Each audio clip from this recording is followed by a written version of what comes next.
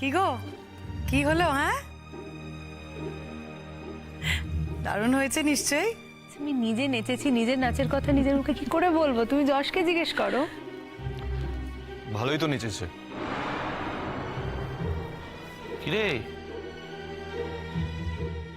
তিনি কোথায়? তৃতীয় জন সে কি পারফর্ম করলো নাকি? কিন্তু এভাবে তো চলতে পারে না দাদা ভাই, বলো তো।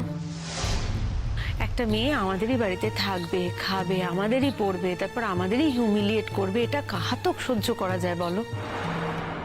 প্রত্যেকটা ক্ষেত্রেও আমার সঙ্গে কম্পিটিশনে নামবে, এটা তো হতে পারে না। দোষ তো তোমার রোহিণী, দোষ তোমার। তুমি সবকিছু মেনে নাও বলেই এই সমস্যা। আরে বাবা, তুমি কেন ওকে অ্যালাউ করছো এ বাড়িতে? যশ তো আমাদের সকলের সামনে এর আগে বলে দিয়েছিল যে এরপর থেকে ওর ব্যাপারে যা যা সিদ্ধান্ত সব তুমি নেবে। তাহলে তখন তুমি কেন বলে দিলে না রোহিণী যে এই বাড়িতে থাকতে গেলে ওই সমস্ত নাচের প্রতিযোগিতায় ওর নাম টাম দেওয়া যাবে না? বাড়ির বউ আর বাড়ির কাজের লোক একই জায়গায় একই স্টেজে পারফর্ম করবে, বাহ! না না, এতটা আধুনিক আমরা হতে পারবো না, এটা আমাদের বাড়ির কালচারও না। এটা কেন বললে না তুমি? আমার ভুল, বলছি তো। আমার ভালো মানুষের তো কোনো মূল্য নেই আজকাল পৃথিবীতে, তাই না? আমি ভেবেছিলাম একটা গরিব মেয়ে পড়াশুনো করছে আমাদের বাড়ি থেকে, খেয়ে পড়ে ঠিক আছে করুক, একদিন যদি ডাক্তারিটা ভালো করে পাশ করতে পারে তাহলে ওর জীবনটা ঘুরে যাবে, সংসারের হাল ধরতে পারবে। আমি ভুল করেছি। দেখছি পদে পদে এখন আমাকে হিউমিলিয়েট করছে এবং আমার সাথে প্রতি ক্ষেত্রে ওকে কম্পিট করতে হবে। এ কি অদ্ভুত কথা বলো তো? প্রতি ক্ষেত্রে আমার সাথে কম্পিট করবে, এটা হয় কখনো? আর এই যে রাহুলদা ওকে তো ব্লাইন্ডলি সাপোর্ট করছে। তো রাহুলদা যখন অ্যাজ আ সাপোর্ট রয়েছে তোমার, তাহলে তুমি যশকে ছেড়ে দাও। যশের তো কোনো প্রয়োজন নেই তোমার জীবনে। যশকে ভাবে কেন হিউমিলিয়েট করছো? কি হয়েছে বলো তো? কি হয়েছে? হ্যাঁ বৌদি, এসে থেকে কি একটা শোরগোল শুনছি? তুমি তো ছিলে না, কি করে জানবে বলো? আর শুনবেই বা কি করে? তোমার দাদার অফিস থেকে অনেক সিনিয়ররা এসেছিলেন। বাঙালি খাবার খাবে বলেছে ওই শবনম মেয়েটি, তাকে জিজ্ঞেস করা হলো কি পারবে তো? হ্যাঁ বললো। আমরা সবাই মিলে সাহায্য করলাম, এমনকি রোহিণী যতক্ষণ ছিল ও হেল্প করলো। তারপরে তারা যখন খেতে বসলো, তাদের মধ্যে একজনের একটু শরীর খারাপ হয়েছিল। ও ফট করে বললো যে আমি একটা ইঞ্জেকশন দিচ্ছি, মানে প্রমাণ করার জন্যে আমি ডাক্তারি পড়ি বলে ইঞ্জেকশন দিল।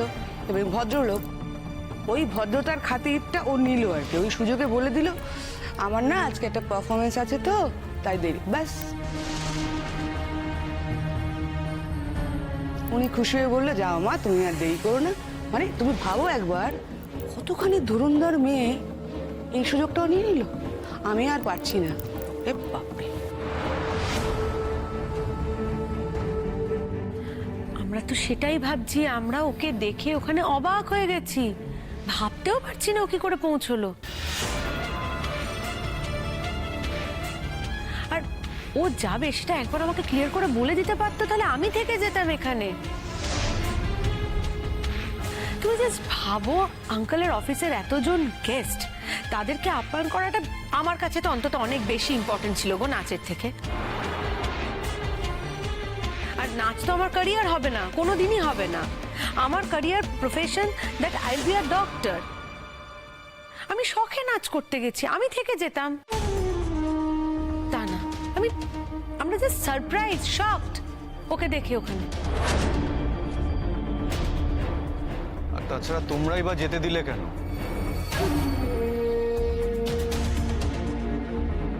ও যেতে চাইছিল বারণ করতে, আটকাতে, ওকে যেতে দিলে। ওকে বলতে পারতে তোমরা যে না তুমি যেতে পারবে না। কি করে বারণ করব? সকলের সামনে কথা বলছে আর আমি বারণ করব? ও তো এই সুযোগের সন্ধানেই ছিল।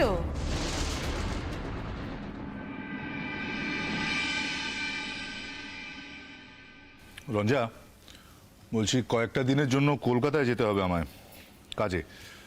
বলছি তুমি ও বাড়িতে মায়ের কাছে কি থাকো না কটা দিন? কি বলছো বলো তো তুমি? এই তো মার কাছেই গেছিলাম, 3 দিন তো থাকলাম, অষ্টমঙ্গলা করে 3 দিন থেকেই সবে বাড়ি ফিরেছি। এখন আবার বলছো তুমি মার কাছে যেতে, নিজের সংসার ফেলে? তাহলে একটা কাজ করি বরং, আমি সেলিনা ভাবিকে একটা খবর দিই, যে কদিন থাকবো না সে কটা দিন সেলিনা ভাবি এসে থাকুক তোমার কাছে। না না, কোনো দরকার নেই। ওরও সংসার আছে, বেকার ওকে কেন টেনে আনবে বলো তো? আর আমি তো বলছি আমার কোনো অসুবিধা হচ্ছে না। দেখো, নানা কাজকর্মে তোমাকে নানা সময় বাইরে যেতে হয়। এসো এখানে এসো। আমি কি তখন সব সময় মার কাছে গিয়ে থাকবো নাকি? এটা হয় বলো? আর আমি তো যাচ্ছি না যে তা নয় তো, বিকেলবেলা করে যাই, রোজ যাব, কিন্তু থাকবো আমি এখানে। 2 দিন না থাকলেই না ঘুরে এসে বাড়িতে এত ধুলো ময়লা পড়ে যায়, খুব অসুবিধা হয়। এতদিন তো ছিল ও বাড়িতেই মায়ের কাছে, এখন নতুন সংসার পেয়ে মাকে ভুলে যাচ্ছ, তাই তো? কি বলতে চাইছো তুমি বলো তো? আমি এতদিন মায়ের কাছে ছিলাম বলে এখন যখনই সুযোগ সুবিধা পাবো মায়ের কাছে গিয়ে থাকবো সংসার ফেলে, তাই তো? এই সংসারের মায়ায় জড়িয়ে পড়েছো, তাই তো? পড়ার কথা নয় বলছো? আমি কি তাই বলেছি? তাই তো বলছো। আচ্ছা বৌদি, আমি একটা জিনিস বুঝতে পারছি না, ও যদি রান্না বান্না করে গিয়ে থাকে তাহলে তোমাদের আপত্তিটা কিসের?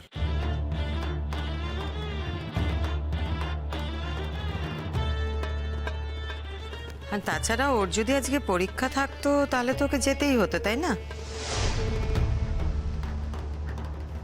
ও তো কলেজের একটা পার্ট, এরকম একটা কম্পিটিশন হচ্ছে, ওর তো যেতে ইচ্ছা হতেই পারে।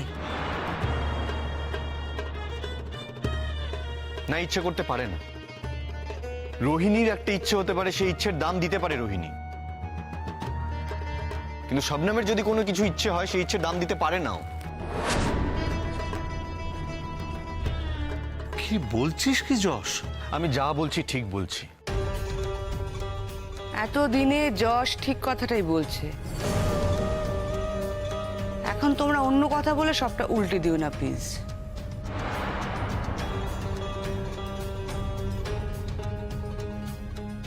আমরা উল্টো বোঝালে কোনো লাভ হবে না দিদি ভাই। বাড়িতে এতজন রয়েছে, তারা এত উল্টো বোঝাচ্ছে, আর তাছাড়া যশ নিজে যা বুঝে রয়েছে, তারপর আর আমরা উল্টো বোঝালে কি খুব একটা কাজ হবে বলে তোমার মনে হয়?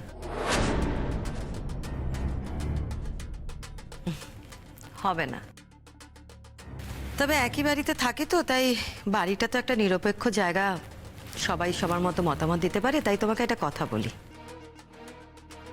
সার্ভটা তো তোমরা সবাই মিলে করে দিতে পারতে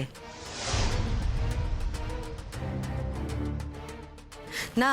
আমি তো বাড়িতে ছিলাম না বলে, আদারওয়াইজ আমি বাড়িতে থাকলে তো আমিই সার্ভ করে দিই। আমার তো কিছু মনে হয় না তাতে। দেখো, আমি একটা কথা বলি, ছোট কাকা ছোট কাকি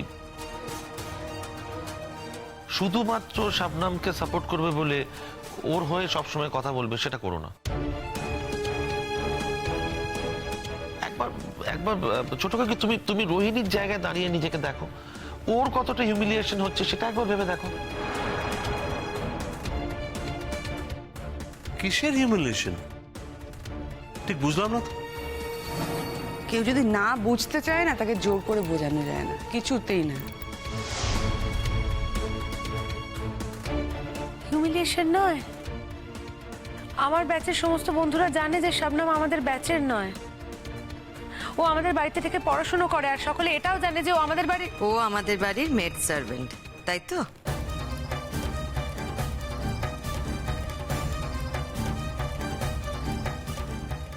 কাকিমণি, যা সত্যি সেটা জানার মধ্যে তো অস্বাভাবিক কিছু নেই। ও তো আমাদের বাড়ির মেড সার্ভেন্টই, এটা কি মিথ্যে কথা নাকি? শোনো, আমরা তো ভদ্রলোক, আমাদের মুখে ওই শব্দটা উচ্চারণ করতে, মেড সার্ভেন্টটা উচ্চারণ করতে বাধে, তাই বলি না আমরা।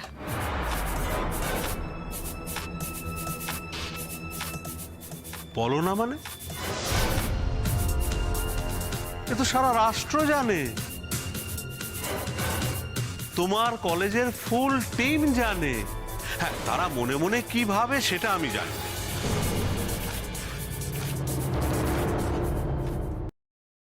ওই যে এসছে।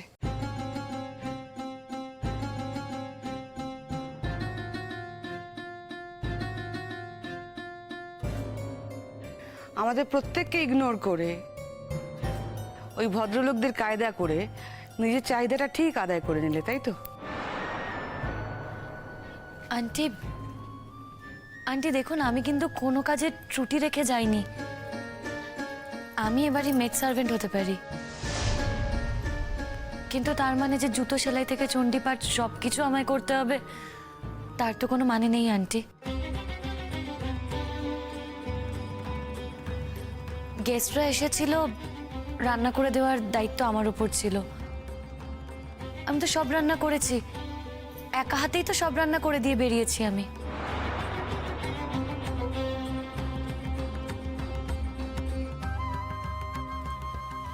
তুমি একার হাতে করেছো? বলো আরেকবার, একার হাতে করেছো সব? তুমি বুঝি আমায় সাহায্য করেছিলে রোহিণীদি? আন্টি তুমি দেখছো কি বলছে? শোনো, ও আমার ছেলের বউ, হ্যাঁ, খুব ভালো করে জানো সেটা। ও যদি সাহায্য নাও করে থাকে, আর যদি করতে যেত, আমি করতে দিতাম না। একমাত্র ছেলের বউ, 1 বছর রান্নাঘরে এমনিই ঢুকতে নেই, আমি বকতাম।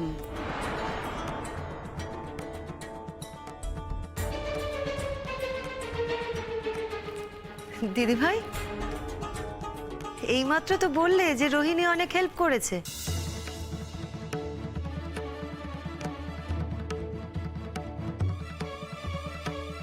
কি আশ্চর্য কাকিমণি, শুধু রান্নাঘরের কাজে হেল্প করাটাই কাজ, আর বাকি কোনো কিছুই কাজ নয়? কেন, রোহিণী তো ওদের সঙ্গে কথাবার্তা বলেছে, ওদেরকে আপ্যায়ন করেছে। কি বললে? আপ্যায়ন করেছে? দ্যাট মিন্স হেল্প করেছে, তাই তো?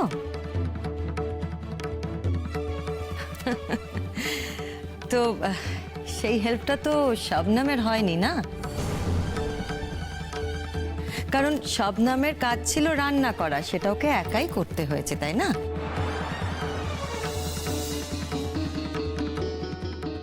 তাই তো করার কথা। আমার বউ কাজের লোকের পেছন পেছন ঘুরে ঘুরে হেল্প করতে যাবে কেন?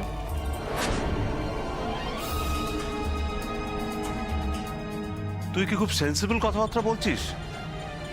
একটু ভেবে দেখ না যশ।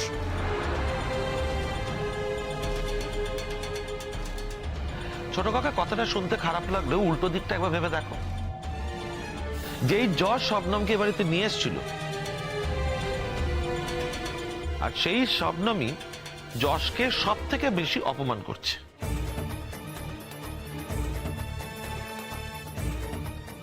পরাগদা, আমি জজদাকে ঠিক অপমান কখন করলাম?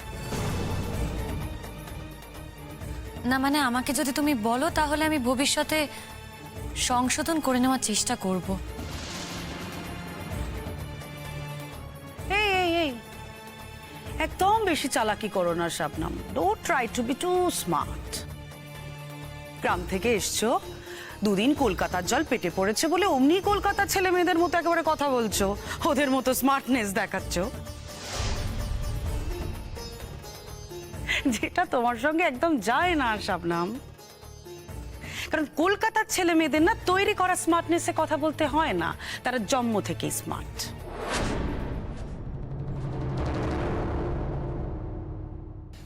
এই সংসারের উপর তোমার কি মায়া পড়েনি? এই দেখো, এই প্রশ্নের উত্তর কিন্তু আমার কাছে নেই।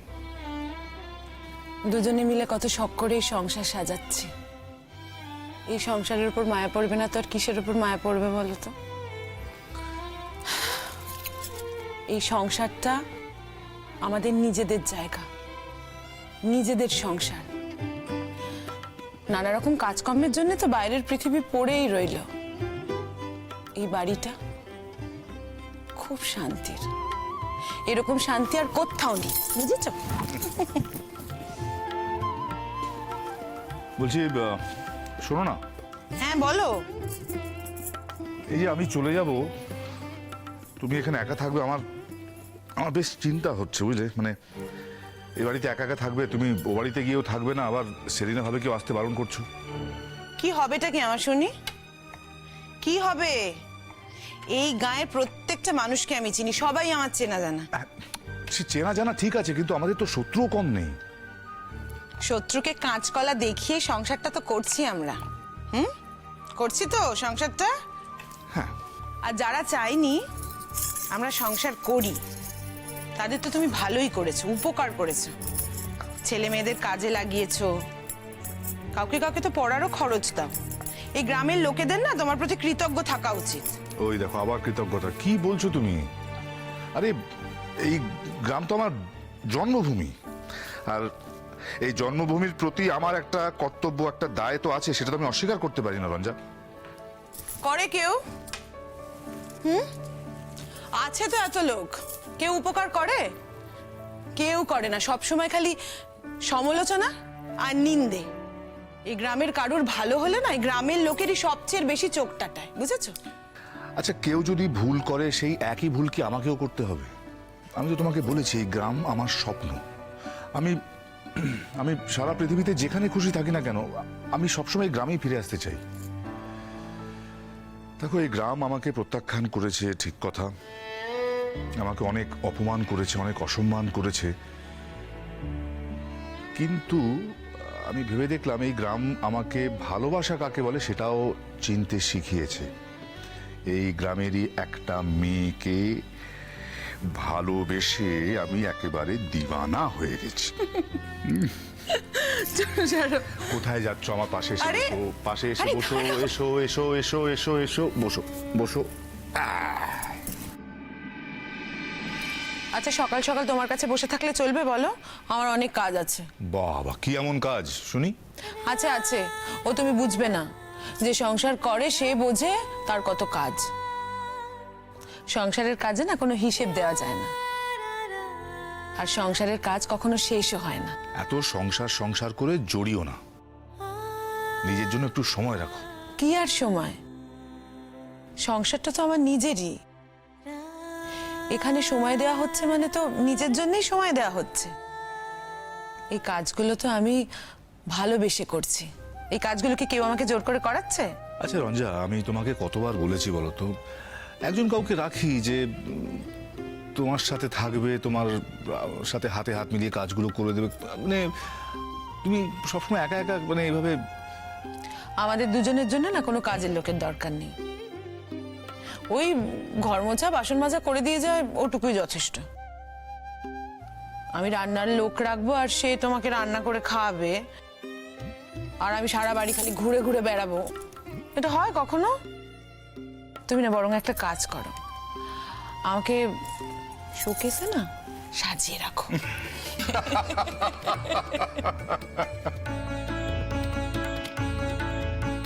আচ্ছা, তোমাকে এই সংসারের ব্যাপারে মাথা ঘামাতে এত কে বলেছে বলো তো? আচ্ছা বাবা, আমি আর কিচ্ছু বলবো না, ভালো মনে বললাম। আমার দেখতে খারাপ লাগে তো, তুমি গরমে হাঁসফাঁস করছো, রান্নাঘরে কাজে যাচ্ছ, এদিক কাজ ওদিক কাজ, মানে ওই কারণেই বলেছিলাম। আমি যে কত আনন্দ পাই তোমার জন্য রান্না করতে, নানা রকম খাবার তোমার সামনে তুলে ধরতে। আমি যে কত আনন্দ পাই এই সংসারটাকে গুছিয়ে তুলতে, ও তুমি বুঝবে না।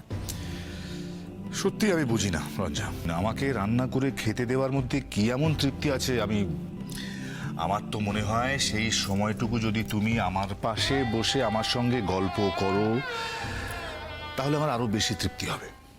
ভাগ্যিস ভাগ্যিস আমি কলকাতায় জন্মাইনি, নাহলে কলকাতার ছেলে মেয়েদের মতো ছদ্ম স্মার্টনেস নিয়ে আমাকে বাঁচতে হতো। বৌদি, আমি স্মার্ট হতে চাইনি, আমি শুধু জানতে চেয়েছি যে আমি জজদাকে ঠিক কোথায় কখন অপমান করেছি। তোমার যে শুধু অধঃপতন হয়েছে তা কিন্তু নয়, তোমার যে বোধ বুদ্ধি বিবেচনা এগুলো লোপ পেয়েছে তাও নয়, তোমার মাথাটা খারাপ হয়ে গেছে। হ্যাঁ, রাহুলকে দেখে তোমার মাথাটা জাস্ট খারাপ হয়ে গেছে। ওখানে শুধু আমাকে একা নয়, আমাকে একা অপমান করোনি ওখানে তুমি, ওখানে উপস্থিত যারা ছিল সবাইকে ইকুয়ালি অপমান করেছো, ইকুয়ালি।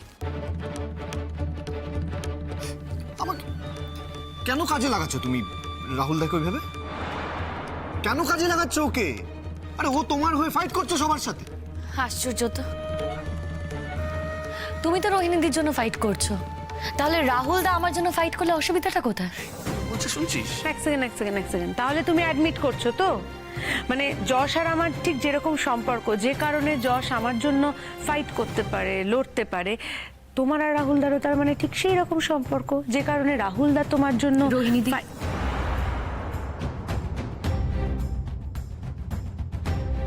শুধু একটা সম্পর্কের জন্যই সবাই ফাইট করে না রোহিণীদি, দাদাও বোনের জন্য ফাইট করে। ও বাবা যশ, আর কিছু বলার নেই আমারও, তো আবার দাদা বোনে চলে গেছে। প্লিজ দাদা ডাকটাকে এইভাবে অপবিত্র করো না, দাদা বোনের সম্পর্কটাকে এইভাবে নষ্ট করো না, এরকম নোংরা করো না।